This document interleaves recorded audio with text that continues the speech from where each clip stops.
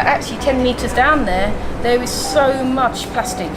It's like you feel angry and upset, and I felt that someone had to do something. And on that first event we were carrying big plastic bags, we had no t-shirts, we were just normal people trying to make a little change. There's got to be someone at the bottom of the food chain. We're the bottom, we're doing the real grunt work, but we're happy with that, because when we look back at that beach and it's clean, I'm a great believer, if something's clean, people will keep it clean. But if it's dirty, people add to it. This episode of Saving the Ocean is about Julie Des. She moved to Gran Canaria about 3 years ago and decided to give something back to the island. Together with her son Nathan, which we know from a former episode of Saving the Ocean, she founded Oceans for Life, an initiative to clean up the island. We moved here to Gran Canaria because of my son's health. We moved him from England to here because the air is better. We're very keen, avid divers, and when we went under the sea, we noticed a lot of plastic. And then from that, we then started looking at the beaches, and we realised there was a lot of plastic hidden in between the rocks, around the backs of the beaches. There seemed to be an issue where people weren't really getting rid of their rubbish. Even though the bins may be only 100 yards away, they tend to just dump it at the end of the beach. Yeah, there was like this anger, really, like an anger that you couldn't believe it's such a beautiful island that when you look down in the sea, looks glorious. You can see, it looks beautiful. But actually 10 meters down there is so much plastic. It's like you feel angry and upset, and I felt that someone had to do something.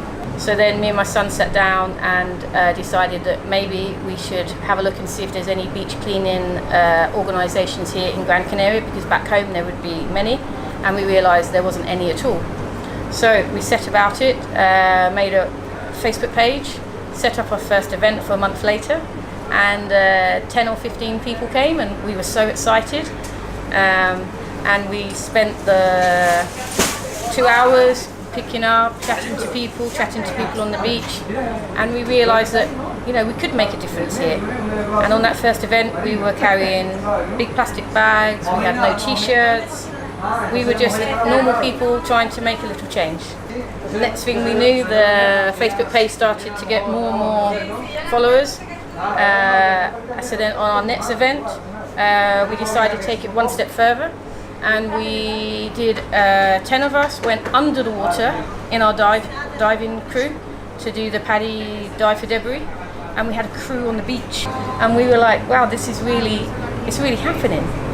But then someone said, oh, the only thing is, Julie, you say you don't like plastic, and we're collecting with plastic bags, the big plastic liners. So then we approached a hotel group, and they provided us with their unused cotton bed linen, and we then got volunteers to make them into bags. So now when we litter pick, we have cotton bags which we then recycle later.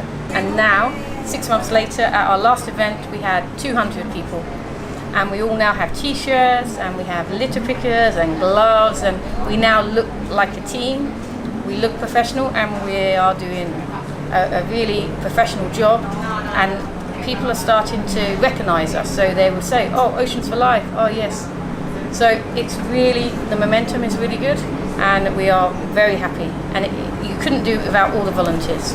When you think about beach cleanups, it's more like fighting the symptoms, and it's more about just like such a small fragment of the whole problem. Yes. How do you relate to that, and what's your approach to get to this? You can get really frustrated, and people could say, oh, we could keep cleaning because they're still going to bring the rubbish. We know that we have to go all the way back to where the plastic is, but someone else has to do that challenge. You know, we've got to accept that your challenge is just to clean the beaches. If you do that, and then there's another company or another organisation who is then going towards the people who are actually producing the plastic to begin with, and the people who are using it, by the end of the day, there's got to be someone at the bottom of the food chain. We're the bottom, we're doing the real grunt work, but we're happy with that, because when we look back at that beach and it's clean, I'm a great believer, if something's clean, people will keep it clean. But if it's dirty, people add to it. We also go into schools because we felt that if we educated the children, then they are our future. Okay, so here on Gran Canaria, they're not as far forward thinking in recycling as we are in the UK, and it isn't anything bad against them. It's just they don't know any different. So it's an education. So we felt that if we go into schools and show the children how to recycle and the importance that every time they go to the beach they put their rubbish in and get them involved.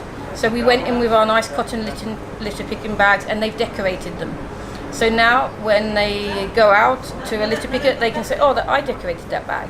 So you get them involved, you're showing them upcycling, you're showing them education, and I do believe if you can teach the children, they're our future, and hopefully then people will recycle more and maybe pick up more plastic from the beach, or at least they won't leave their rubbish at the beach, because the way we go with children, we make it fun and educational, and by the end they'll run into the recycling bin to put their rubbish in there. Yeah. The education doesn't just end in the schools. Whenever we're at a beach clean, because we have our t-shirts on and people see us, they always sort of look, and then I always talk to them. I always say, oh yes, we are doing this Oceans for Life, and they are amazed.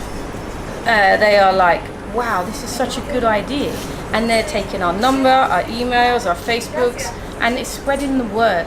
So you're encouraging people to actually join, because I think there's lots of isolated people out there doing their little bit of cleaning, but not realizing that there's a whole group there that actually when you come together it makes it like more heartwarming and more of a team, and you feel more like a family, that you're all trying to protect the beach, not just one person. Nice. What's your wish for the future? My wish for the future is no cigarette butts at the beach, no smoking on any beaches, and plastic straws completely gone on the whole island of Gran Canaria, and lots more bins at all the beaches, and people actually just taking their picnics to the beach, coming, leaving the beach and putting it into a lovely bin, please. So that when I swim in the sea, there's no plastic. When I dive, I would like just to see fish and coral and not cans and plastic, please. If you enjoyed watching this video, give it a like or share it with your friends.